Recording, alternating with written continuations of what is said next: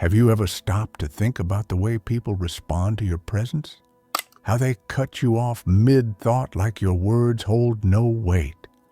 How, in a crowd, you somehow fade into the background, overlooked, forgotten, almost invisible? How they dismiss your emotions, belittle your struggles, question your decisions, or worse, how they take advantage of your kindness, soak up your energy, and vanish without a trace, like you were never more than a means to an end. Maybe you're the one who's always there, reliable, selfless, saying yes even when you're running on empty. The one who keeps the peace by staying quiet, who offers forgiveness before it's even asked for. And what's your reward? Disregard, silence, being taken for granted. And do you know what the hardest part of all this is? It's that deep down you feel you are not being respected. But you don't know how to break this cycle. And you keep accepting. You keep trying to be understanding, polite, helpful, hoping that one day people will recognize your worth. But that day never comes. Carl Jung said, "The most terrifying thing is to accept oneself completely."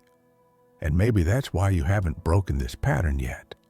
Because respecting yourself requires something frightening, looking inward and admitting that you have a responsibility in this, that as long as you continue to ignore yourself, others will continue to do the same. This video will not give you ready-made phrases or treat you as a victim. It will show you the root of the problem, and it's much closer than you think. If you are tired of being disrespected by friends, family, partners, co-workers, it's time to understand why this happens. It's time to take control of your emotional life. Here, we will dive into Jung's deep psychology to reveal why you tolerate the intolerable and how to change that once and for all. Because as long as you keep betraying yourself, no one will treat you with dignity. Are you ready to hear what you've never had the courage to say to yourself? The world around you is not as chaotic as it seems. It is, in fact, a brutal reflection of your psyche. And this is something that few have the courage to face. Do you think people disrespect you because they are bad, selfish, cold? Maybe. But what you don't want to admit is that they are just reacting to how you position yourself, or rather, to how you do not position yourself. Because when you remain silent in the face of injustice, when you accept being treated as something lesser, you are communicating something. This is how I see myself. This is how I allow myself to be treated. Carl Jung believed that external reality is a mirror of the unconscious. Everything you attract, the abuses, the dismissals, the painful silences, are largely symbolic manifestations of how you relate to repressed parts of yourself. As long as you do not recognize your own worth, you project a distorted, fragile, insecure image onto the world. And it is this image that others see, and they treat it exactly as it presents itself. The issue here is not to blame you. It is to awaken. Because the root of the disrespect you feel from others may lie in the silent pacts you have made with yourself throughout your life. Perhaps you learned as a child that being good meant staying silent, that being accepted required always yielding, that love was synonymous with submission. And now, as an adult, these scripts continue to run in the back of your mind, guiding every choice, every relationship, every swallowed word. You have internalized the idea that your worth depends on the validation of others. And this silent belief contaminates everything. You position yourself as someone inferior, not out of malice, but out of habit, an unconscious, deep-rooted habit. And as long as you do not bring this to the light of consciousness, The cycle will not stop. You can change cities, jobs, relationships, but the pattern will persist because it lives within you. Jung said that what is not brought to consciousness manifests as fate. So until you face how you see yourself, you will continue to live experiences that reinforce your own invisibility. You do not attract what you want. You attract what you believe you deserve, even if that belief is hidden in the unconscious. But there is a way out. However, it starts at the most uncomfortable point. You will need to stop seeking respect outside and start building it within. And this leads us to a question that few ask themselves, but which defines the course of your entire emotional life. Why are you still trying to prove your worth to others? This is what we will talk about in the next part. You spent your life trying to prove that you are enough, trying to be the ideal child, the ideal partner, the friend who never fails, always bending, adjusting, molding yourself to fit others' expectations. And what did you get in return? Momentary approval, yes, but never genuine respect. Because those who live to please will inevitably be seen as someone who can be manipulated. This is the trap of external validation, one of the most cruel and invisible aspects of the human psyche. Carl Jung taught us that the persona, the social self, the mask we wear to be accepted, is necessary but dangerous. Because if you identify too much with it, you forget who you really are. And when that happens, you disconnect from your essence. You become a polite ghost, a presence that pleases everyone, but that no one truly respects. The desire to be accepted is legitimate. It is part of human nature. The problem arises when this desire becomes the compass of your identity. When you start measuring your worth by others' reactions, a compliment lifts you up, a criticism destroys you, and thus your self-esteem becomes hostage to the gaze of others. You strive to be useful, necessary, indispensable, because deep down you believe you will only be respected if you are absolutely flawless. But the truth is brutal. The more you try to prove your worth, the more you confirm to the world that you don't believe in it. People who respect themselves do not beg for attention. They do not do favors expecting love in return. They know who they are, and that is enough. They do not need to sacrifice themselves to be seen, nor do they need to nullify themselves to be liked. They are not afraid of displeasing because they understand that displeasing is sometimes the price of living with integrity. But to reach that point, it is necessary to break with a deeply rooted idea that you need to earn others' respect. You do not need to. What you need, indeed, is to rebuild the respect you lost for yourself. Perhaps years ago, perhaps always. Only then does the gaze of others cease to be a threat and becomes just a reflection. But this requires a choice, and this choice almost always begins with an act that seems simple, but is frightening for those trapped in the cycle of approval: saying no. In the next part, we will talk about this decisive moment when you start to set boundaries and, for the first time, place yourself at the center of your own life. Because respect begins exactly there, when you learn that no can be the most powerful gesture of self-love. If this content is making sense to you, click the subscribe button and subscribe to the channel. Thank you for your support. You have been conditioned to believe that being a good person means never contradicting anyone, that loving is sacrificing yourself, that those who set boundaries are selfish, cold, insensitive, and because of this, every time something bothers you, you swallow it. Every time someone crosses your boundaries, you stay silent. Every time you are hurt, you forgive even before the other person realizes the damage. You believe you are being mature, balanced, compassionate. But in reality, you are nullifying yourself. Little by little, day by day, you are disappearing from yourself. The problem is that the world does not respect those who do not respect themselves. And respect is not asked for, not begged for, not negotiated. Respect is imposed. And this imposition does not need to be violent, aggressive, or vengeful.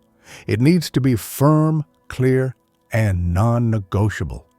And this starts with a word you are probably afraid to use: no. Saying no is the first concrete act of self-respect.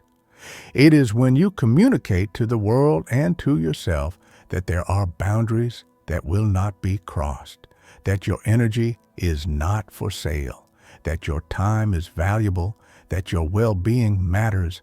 But to reach this point, you need to break free from guilt, because it will appear. Whenever you say no to someone who is used to exploiting you, guilt will eat away at you.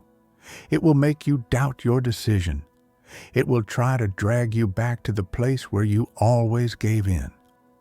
Carl Jung reminds us that the process of individuation, the path to becoming who you really are, requires confrontation. And one of the first confrontations is with that version of yourself that learned to survive by saying yes to everything. That version that believes pleasing others is the only way to be accepted. But this acceptance comes at a very high cost: your personal value, your dignity, your identity. Do you want to be respected? Then start by saying no, where you used to say sure. Start refusing tasks that suffocate you. Start distancing yourself from relationships that drain you. Start ignoring invitations you accept out of obligation. And notice, the first to be bothered will be those who exploited you the most, because your limit will expose their abuse, and that hurts both them and you. But it is a necessary pain. You need to understand that every time you say no to the world, you are saying yes to yourself. And that yes is the beginning of something powerful, the rebirth of your own authority, the recovery of your voice, the start of a new way of existing, a way that no longer depends on the permission of others. But there is an even deeper reason that prevents you from setting boundaries. And it is hidden in the parts of your psyche that you refuse to look at. It is in your shadow, in the aspects you have repressed, denied, and tried to bury, but that continue to govern your life in silence. In the next part, we will dive deeper. We will talk about how your shadow feeds submission, and why, as long as you do not integrate what is hidden, you will continue to accept what is unacceptable. Why do you tolerate things that clearly hurt you? Why do you stay in friendships that diminish you, in relationships that drain you, in environments where you have to hide who you are to be accepted? Why do you allow yourself to be interrupted, ignored, overwhelmed, wronged, without reacting? The answer lies not only in your upbringing, traumas, or circumstances. The answer is in your shadow. Carl Jung defined the shadow as everything you have repressed within yourself, emotions, impulses, traits, desires, because you learned they were wrong, ugly, or unacceptable. The child who was reprimanded for saying no learned to be submissive. The one who was punished for expressing anger learned to smile while swallowing their tears. The one who was ignored when they needed attention learned to become invisible so as not to disturb. And so, you grew up building a pleasant, polite, accommodating persona while burying all your strength, your healthy aggression, your righteous indignation. But what is buried does not disappear. On the contrary, it gains strength in the underground of the soul. Your shadow, silent, remains alive, and it is the one who sabotages you when you need to assert yourself. It is the one who whispers, "Better not," every time you try to take a stand. It is the one who paralyzes you when you feel like saying, "Enough." Think about it. How many times did you want to speak but stayed silent? How many times did you swallow your pride to maintain a peace that was never yours? How many times did you let someone cross your boundaries and then felt used, dirty, small? You tolerate the intolerable because you are not aware of what you have lost within yourself, because you are afraid to access parts of yourself that you learn to hate. Your firmness, your anger, your desire to protect yourself. You still believe that to be loved, you need to be passive, that to maintain relationships, you need to erase yourself. But that is a lie. It is just an old conditioning running like outdated software in the back of your mind. And as long as you do not face this, you will continue living the same story in different scenarios. New friends, same feeling of contempt. New job, same sensation of being exploited. New relationship, same wound of invisibility. Want a practical example? Think of that time you did a huge favor for someone, hoping deep down that it would generate recognition, but all you received was ingratitude, or worse, demands. And you stayed silent, brooding inside, feeling used. Or that situation where someone disrespected you publicly, maybe a boss, a friend, a partner, and you swallowed hard, telling yourself it wasn't worth fighting. This kind of silence is not wisdom. It is submission disguised as maturity, and it comes straight from the shadow. Jung said that what you do not accept in yourself controls you. Your repressed anger turns into passivity. Your buried firmness turns into fear. Your ignored voice turns into anxiety. You become a prisoner of your own denial, and as long as you keep fleeing from these parts of yourself, you will live at the mercy of others, hoping that someone, someday, will treat you the way you do not allow yourself to be treated. But there is a way out, and it involves an act of courage, integrating the shadow, rescuing what you learned to repress, not to become someone cruel or indifferent, but to finally be whole. And that is exactly what we will talk about in the next part. Rescuing what you learned to repress, not to become someone cruel or indifferent, but to finally be whole. And that is exactly what we will talk about in the next part. Because before demanding respect, you will need to reclaim the parts of yourself that you've abandoned. You will need to allow yourself to be strong, to feel anger without guilt, to say no without fear, to protect yourself without shame. This is not about becoming aggressive or egoistic. It is about reclaiming your natural, healthy instincts, the ones that were buried under the mask of what you thought others expected of you. Carl Jung said, "Until you make the unconscious conscious, it will direct your life and you will call it fate." And that's exactly what happens when you live disconnected from your shadow. You repeat patterns. You attract the same types of relationships. You end up in the same emotional place again and again. Because unconsciously, you are still trying to earn love by being small. Still trying to earn validation by erasing yourself. Still believing that to be accepted, you must first be agreeable, invisible, and convenient. But here's a truth that may hurt. As long as you keep doing that, you will never truly be loved. Because love cannot reach the parts of you that you keep hidden, and respect cannot exist where there are no boundaries. Integrating your shadow means taking responsibility for your inner world. It means going back to meet the parts of you that were silenced, the voice that was never heard, the anger that was never expressed, the self that was never allowed to exist, and saying to them, "You matter. I see you. I welcome you." It is a process that requires time, presence, and above all, compassion. Because you were not wrong for adapting to survive, but now that you are aware, you are also responsible. This is the turning point. You are no longer a child in need of permission. You are an adult reclaiming your own authority.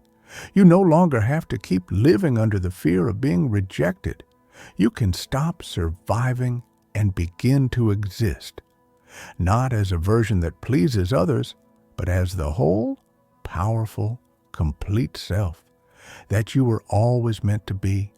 And now that you've started remembering who you are, the next step is to express it, to allow that inner truth to take form in the way you speak, the way you choose, the way you walk through life. Because healing doesn't end in introspection.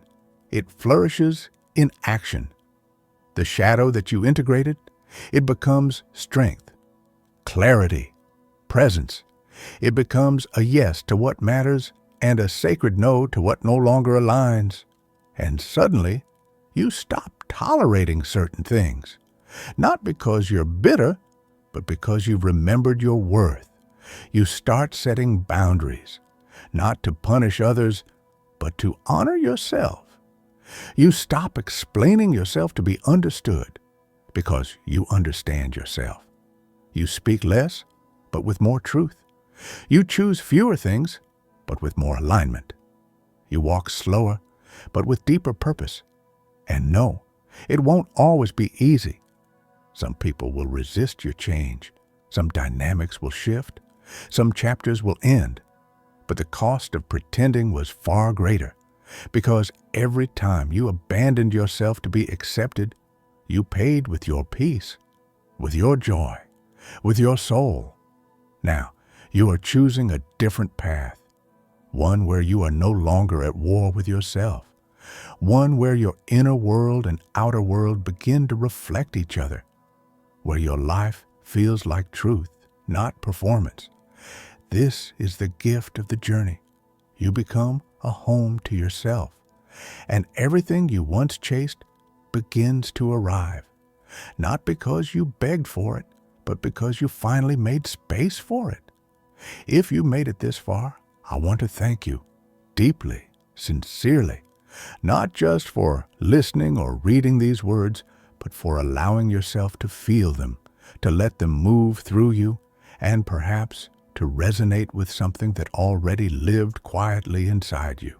Because everything we've shared here hasn't been about offering absolute truths or magical formulas or some final key to enlightenment. It's simply been an invitation to turn inward, to question what you once took for granted, and to create space where once there was only noise or autopilot. And that, though it may seem small, is an act of quiet rebellion. This channel was born, like many true things, from a visceral, almost inexplicable impulse to share what I had lived, wrestled with, understood, lost, and found again. Not from a place of superiority, and certainly not with the illusion of having all the answers, but from the humility of someone who's walked through the dark, who's hit bottom, and in that depth discovered a door back to self. That's what I've tried to offer in every word, the possibility that you might find your own. I know each of us is at a different point on the path. Some are just now waking up, eyes full of questions, heart trembling at the unfamiliar but undeniable pull of something more. Others are deep in the process, letting go of identities, relationships, stories, patterns that no longer serve. And some have been walking this road for a long while, peeling back subtler layers, learning to find beauty in what's simple and real. To all of you, thank you, because with every step you take in your personal awakening, you contribute to the awakening of the collective. This space was never about telling anyone how to live their life. It's been instead a lit torch in the middle of a long night, not to light your entire way, but to remind you you carry your own flame. And that light inside you doesn't need permission. It doesn't need validation. It doesn't need credentials. It becomes real when you dare to be who you are, even when that disrupts expectations, disappoints others, or goes against the grain. Maybe at some point along this journey, something shifted inside you. Maybe you had a different kind of conversation with yourself. Maybe you allowed yourself to feel, to grieve, to let go, to forgive, to choose differently. If that happened, even just once, then all of this has already been worth it. Because it was never about numbers, followers, or visibility. It was always about transformation. If even a single spark lit up in you and refused to go out, then it mattered. Today, as I close this chapter, which isn't an ending but a transformation, I want to leave you with this truth. You are exactly where you need to be. Everything you've lived, even the hardest parts, even what still doesn't make sense, has been part of your awakening. You are not broken. You are not behind. You are not alone. You are remembering. You are returning home. You are choosing with awareness. And that, in a world that distracts and numbs, is an act of deep courage. So keep going. In your own rhythm, in your own way, with your silences, with your questions, with your stumbles and your rising. Honor your story, but don't get trapped in it. Embrace your present, but don't settle for just surviving. Envision your future, but don't disconnect from the now. Because each moment you live with presence, with honesty, with an open heart, you are shaping a new reality. And that reality starts within you. Thank you for being here, for trusting, for walking this stretch of the road with me. We'll meet again in other forms, in other spaces, in other silences. But the essence will be the same, remembering who we are.